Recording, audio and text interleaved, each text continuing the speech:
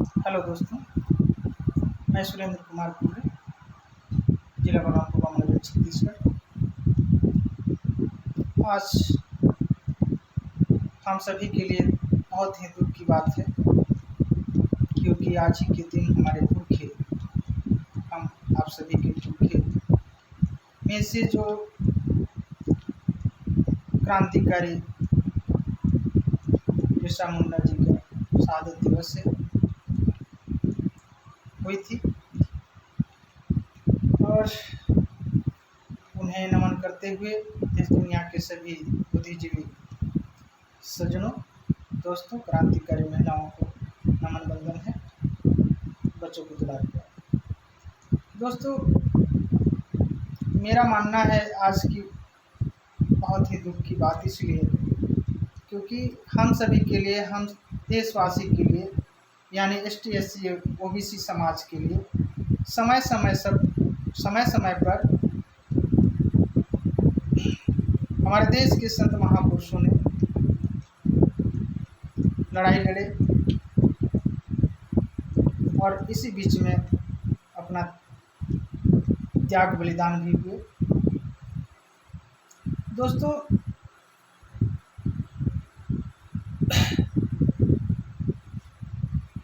हम सभी को अभ्यास करना चाहिए, अपने पुरखों के विषय में इतिहास को जानना चाहिए। इसी के प्रयास में मैं थोड़ा सा जानकारी आप लोगों तक पहुंचाने का कोशिश कर रहा हूं, जिसमें कि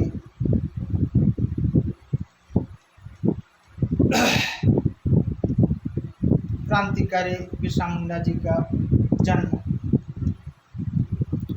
15 नवंबर 1875 में हुआ था, और आज के ही दिन यानी 9 जून को 1900 में उनकी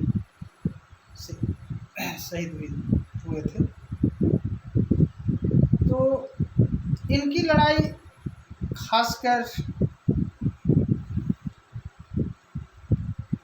सबसे बड़ी दर्दनाक की बातें है, और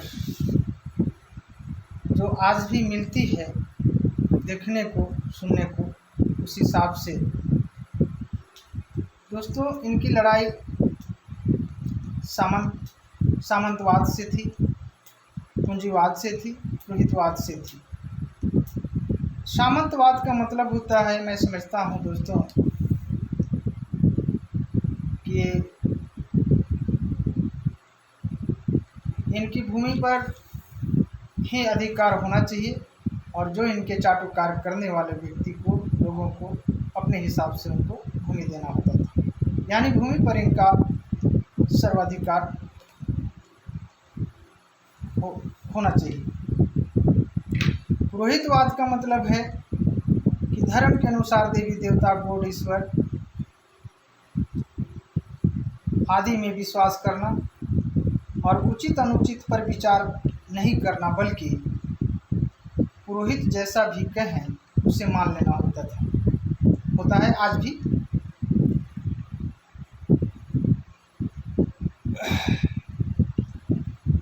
पूंजीवाद का मतलब है कि व्यवसाय उत्पादन के साधनों में स्वयं का अधिकार होना, उनकी स्वयं का अधिकार होना। इस प्रकार से सामंतवाद, पुरोहितवाद और पूंजीवाद, ये तीनों सगे भाई हैं। सगे भाई मैं इसलिए कहता हूँ कि ये अपने आप स्वार्थ के लिए, अपने निजी स्वार्थ के लिए सारे देश के सारे साधन संसाधनों और शासन सत्ता पर ये काबिज रखना चाहते हैं, और इनकी मानसिकता भी यही होती है, इनकी मानसिकता बहुत भरी होती है। और ये हमारे पुरखे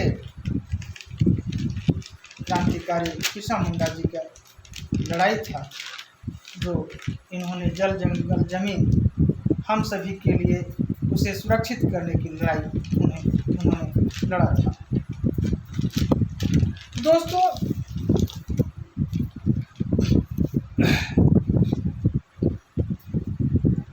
अब हमने जो अपने अनुभव में थोड़ा सा बताया, और इसमें अब आज के वर्तमान स्थिति में जो हमने अनुभव कर रहा है, कुछ कमी महसूस कर रहा है, उसे मैं कुछ दर्शाना चाहूँगा। सबसे पहले उसे उदाहरण देना चाहूँगा। दोस्तों, जिस तरह से हमारे पुरखों ने पहले भी लड़ाई लड़ी है, तो लड़ाई लड़ने का मतलब क्या था? आज हम लोग आज़ाद भारत देश में हैं, आज़ाद भारत में हैं, लेकिन ये सबसे सवाल ये उठता है कि आखिर इस देश को आज़ादी होने का मतलब क्या रहा होगा? आखिर इस देश में जो विदेशी आक्रमणकारी आए होंगे, जो शोषण अन्याय अत्याचार कर रहे होंगे, उस समय तो मान लीजिए हमारी जन्म नहीं थी, हमें जानकारी नहीं था, लेकिन हम सभी को ये सोचना चाहिए दोस्तों कि उस दिन आखिर शोषण अन्याय अत्याचार, जो अमानवीय बहुत सारे जो मानवता के खिलाफ जो हो रहे होंगे, आखिर उसी के लिए उनसे लड़ाई लड़े होंगे। इसीलिए इस देश के देशवासी को आज़ादी की जरूरत थी। आज 77-78 वर्ष हमारे संविधान मिले हुए हो गई, और संविधान में जो हमें समानता की बात सिखाती है, भाईचारा की बात सिखाती है, न्याय की बात सिखाती है, और मानव जीवन में जो मूल आवश्यक तत्व हैं, उसकी पूर्ति के लिए हर व्यक्ति को स्वतंत्रता की बात सिखाती है, मानवता की बात सिखाती है। आज इस 77-78 साल संविधान को मिले हुए हो गए, क्या उसके बीच में क्या हम लोग शोषण का शिकार नहीं है? ST SC OBC समाज, क्या आज भी हमारा सामंतवाद, पुरोहितवादी या पूंजीवादी खत्म हो गई? ये व्यवस्था खत्म हो गई या हमारे देश में चल रही है? क्या मानवता के विरोधी, संविधान के विरोधी, विज्ञान के विरोधी क्या इस देश में नहीं है? क्या वो संविधान के मूल तत्वों को मानते हैं? दोस्तों, जिस प्रकार से हमारे संत विद्वानों ने लड़े थे, उस प्रकार से हम अपने इस देश के पुरखों के इतिहास को जानने का कोशिश करना चाहिए, ताकि ये पता चले कि हमारे पुरखे कितने थे और किस लिए लड़ाई लड़े थे। आज हम लोग जातिवाद में फंसकर हम लोग कहते हैं कि वो तो आदिवासी समाज के थे, वो तो यादव समाज के थे, वो तो OBC समाज के थे, वो तो SC परिवार के थे। तो इस प्रकार से ये जातिवाद में फंस करके क्या हमारे संत महापुरुषों ने जातिवाद या धर्मवाद को पसंद किया था? क्या यही चीज़ हम इतिहास में सीखते हैं उनकी? तो हमारे संत महापुरुषों ने मानव एक समान की बात कहे थे, जाति तोड़ समाज जुड़ो की बात कहे थे, और इन सब भी बातों पर धर्म जाति के ऊपर विश्वास नहीं किए थे। उन्होंने मानवता और विज्ञान को मानते थे, और उसी के आधार पर हम लोगों को भी चलना चाहिए। अब रही सवाल कि क्या आज भी यदि हम लोग शोषित पीड़ित या हमारे देश में इस प्रकार से लोग अमानवीय, असंवैधानिक, अवैज्ञानिक जो कार्य कर रहे हैं, क्या उसकी लड़ाई संत महापुरुषों जो लड़े थे, क्या आज हम लोगों को भी लड़ना पड़ रहा है या नहीं? दोस्तों, इस बात को समझना होगा। इसके लिए मैं थोड़ा सा कुछ उदाहरण देना चाहूँगा। संविधान मिलने से भी पहले से लेकर जो हमने अपने जानकारी में जो इकट्ठा किया है दोस्तों, बहुत सारे हैं कुकृत्य बहुत सारे हैं, लेकिन मैं थोड़ी सी अपना जुटा पाया हूँ, उसको मैं उदाहरण में प्रस्तुत कर रहा हूँ। दोस्तों समझिएगा। 12 दिसंबर 1949 को दिल्ली के रामलीला मैदान में बाबा साहब की पुतला फूका गया था। अभी समझना होगा कि ऐसे लोग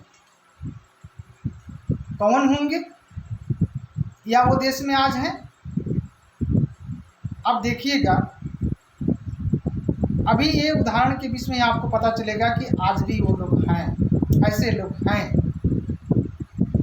1980 में दिल्ली के गुरुद्वारे के सामने संविधान की प्रतियां जलाई गई थी। 9 अगस्त 2018 को संविधान की प्रतियां जलाई गई थी और संविधान बाबा साहब तथा ST/SC OBC के विरोध में कई अनर्गल नारे लगाए गए थे। अभी वर्तमान समय में ग्वालियर के हाई कोर्ट के सामने बाबा साहब की प्रतिमा लगाने पर कुछ लोगों के द्वारा विरोध की गई। अब ये समझना होगा कि क्या हमारे देश में अभी भी ऐसे लोग हैं, तो वो लोग कौन लोग हैं और यदि हम लोगों की क्या आज भी लड़ाई लड़ना होगा या नहीं लड़ना होगा। हमारे देश क्या खतरा में है, हम सब खतरा में हैं या नहीं है। दोस्तों, इस प्रकार से ये उदाहरण के पश्चात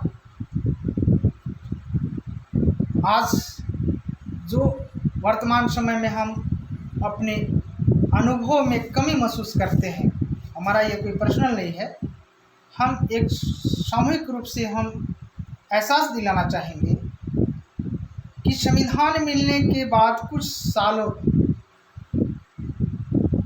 कुछ वर्षों तक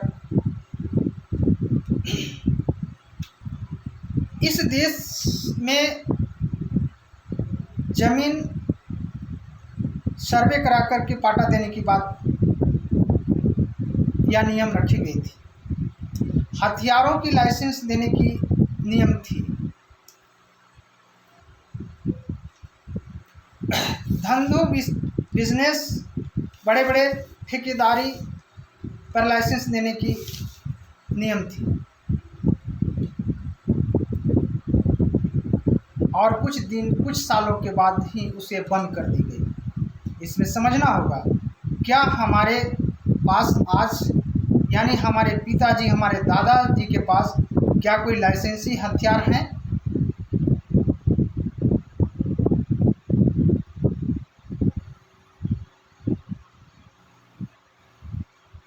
क्या बिजनेस धंधों को व्यापारी लाइसेंस हैं लेकर? क्या उतनी भूमि है?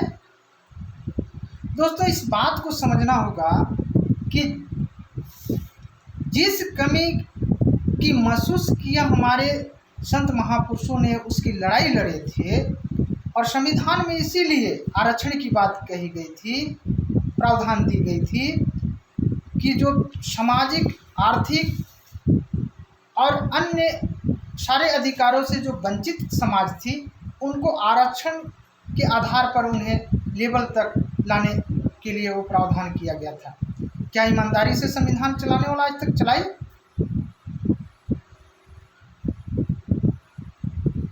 दोस्तों, मैं क्षमा चाहूँगा कि किन्हीं को इस वीडियो के माध्यम से किन्हीं को हमारे शब्दों में तकलीफ लगेगी, लेकिन अपने गृहवान में झांक करके देखिए कि आखिर आज संविधान के एक फर्स्ट पेज जो समता, स्वतंत्रता, बंधुता और न्याय की बात जो लिखी गई है,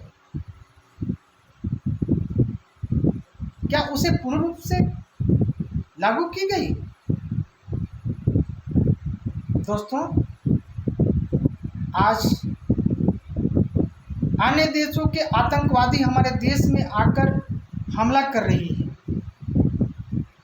ये तो समझ में आती है, लेकिन हमारे देश के अंदर में रहने वाले लोग आपस में ही मारकाट कर रहे हैं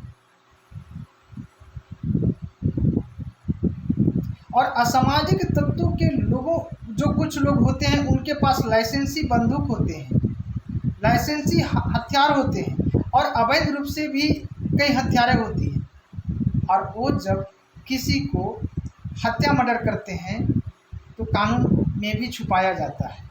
ये छुपाने वाले भी कौन हैं, कौन लोग हैं, और ऐसा करने वाले कौन लोग हैं। जगह जमीन को भी शोषण छीन रहे हैं। आज देखा जाए तो जिस ST/SC OBC आदिवासियों के लिए जल जंगल जमीन पर संवैधानिक अधिकार है, उन्हें घर से भी बेघर किया जा रहा है। दोस्तों, इस बात को समझना होगा। आज जाइए इस देश को महान आदर्श कहे जाने वाला, सोने की चिड़िया कहे जाने वाला, जाकर के देखिए हम ऐसे जीवन जी रहे हैं कि झुग्गी झोपड़ी में रह रहे हैं। रहने के लिए ज़मीन नहीं होती है, घर बनाने के लिए ज़मीन नहीं होती है। क्यों? और बाहर के लोगों को यहाँ ज़मीन दिया जाता है।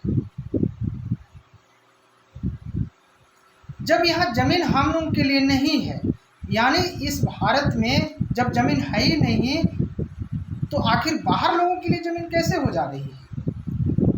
सारे ऐशो आराम की सुविधाएं यहीं से क्यों मिल रही है और हमारे आपके लिए क्यों नहीं हो रही, यानी ST/SC OBC के लिए क्यों नहीं हो पा रही है? दोस्तों, इस बात को समझना होगा कि आज भी हम लोगों को जो रास्ता दिखा दिए हैं, दिखा कर गए हैं, उनकी सिद्धांतों पर चलना होगा और संविधान की रक्षा के लिए, विज्ञान की रक्षा के लिए, मानवता की रक्षा के लिए, समता, स्वतंत्रता, बंधुता, भाईचारा, न्याय के लिए हम लोगों को आपस में एकजुट होकर जातिवाद और धर्मवाद को दरकिनार करते हुए इन सभी सुरक्षाओं के लिए लड़ाई लड़ना होगा।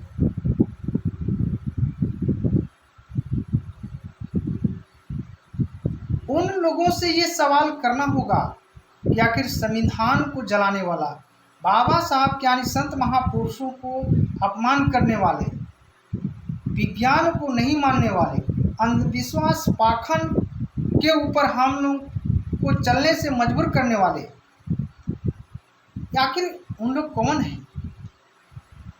आज वर्तमान संविधान में जो चीज़ लिखी हुई है, आज हिंदू राष्ट्र की बात बताई जा रही है। लोगों की ऐसी मानना है कि हिंदू राष्ट्र बनाना है। उन लोगों से पूछना होगा कि हिंदू राष्ट्र जब बनाओगे तो आखिर तुम्हारा संविधान कैसा होगा, या स्मृति के जैसे तुम्हारे विधान होंगे।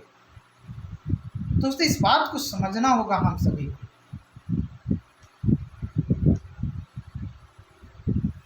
हम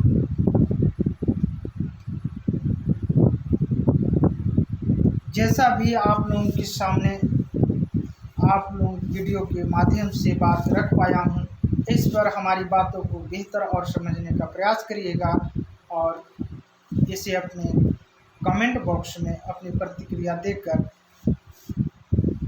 भी हमें